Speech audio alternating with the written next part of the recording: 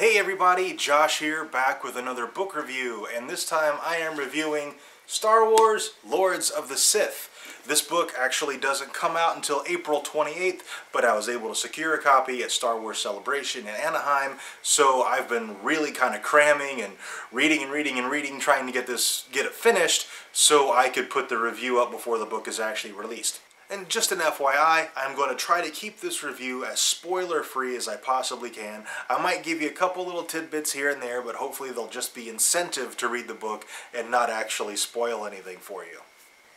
Alright, I gotta tell you, so far out of the new canon novels, this one by far is my favorite, and I think it's by far the best. Paul S. Kemp, the author, has done a masterful job of creating kind of a conflict with the reader, of making you not really sure who to root for in this one, because the book centers around Darth Vader and the Emperor, and they get caught in kind of a bit of rebellion on Ryloth, the Twi'lek homeworld.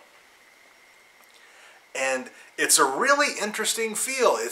You get to see a little bit more of the dynamic between Vader and the Emperor, and how the Emperor manipulates him, and how he controls him, and how he intimidates Darth Vader, which was, I mean, you see that a little bit in Return of the Jedi, and you see it some in Revenge of the Sith, but this book, it kind of focuses on that, and how the Emperor keeps him under his thumb, all the way down to how he uses certain words, like the word friend. You get a very in-depth look of what the word friend actually means to the Emperor, and it's creepy and awesome, and oh gosh, I'm fanboying out on this novel as I'm doing the review. So, like I said, there's a little bit of conflict as a reader of, I don't really know who to consider the protagonist in this book, or who to consider the antagonist in this book, because at times I'm really rooting for Darth Vader and the Emperor, and at times I'm really rooting for the rebellion, which in this book is the Ryloth Freedom Movement.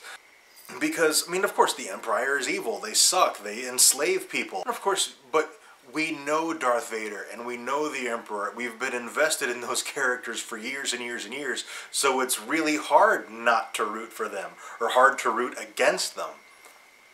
And we also get a lot more insight into how the dark side actually works. How when they meditate, they focus on their negative emotions, all their hatred and all their fear and all their anger, and they focus on that to center their minds, as opposed to the Jedi method, which is to focus on peace and tranquility. And I thought that was really cool, to see Darth Vader, how he uses his hatred to center himself. I'm like, oh man, that's totally not Zen at all.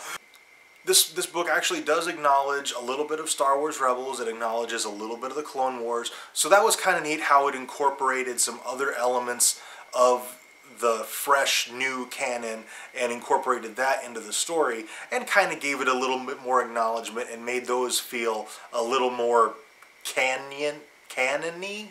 I don't know, that's not a word, but I'm coining it now. The only thing really negative I can actually say about it is some of Darth Vader's dialogue just didn't feel like something Darth Vader would say to me. Like, he uses a lot of contractions in the book, and I would have to go back and rewatch the entire original trilogy to see if he ever actually used a contraction, because I can't think of any off the top of my head. He might have, but well darn, I guess I'm just going to have to go and rewatch the original trilogy. Poor me. But kind of like at the end of Revenge of the Sith, when he says, "Is Padme all right?" I have a hard time imagining Darth Vader saying the phrase "all right." Is Padme alive? I can see him saying that. That would be okay with me. But just that phrase doesn't feel like something Darth Vader would say to me. And I got that a little bit in this book with just some of his lines of dialogue. But that is really my only complaint about the entire book. Like I said, it comes out on April 28th. It is an outstanding book. If you're reading the new Star Wars books, this is an absolute must-read. So, download it on your Nook, your Kindle, your iPad, go out to the store and buy it, but definitely pick it up, and once you finished it, come back to this video and comment and let me know what you thought, because I am dying to discuss this with someone. Alright, that is it for this review. Be sure to like, comment, and subscribe.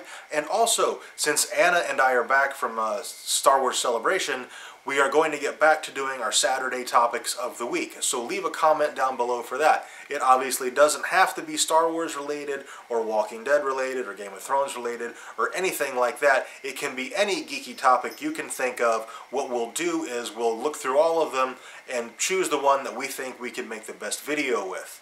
Alright, that's it for this time. Like I said, you really need to read this book. It's amazing. Thank you very much for watching, and I will see you next time.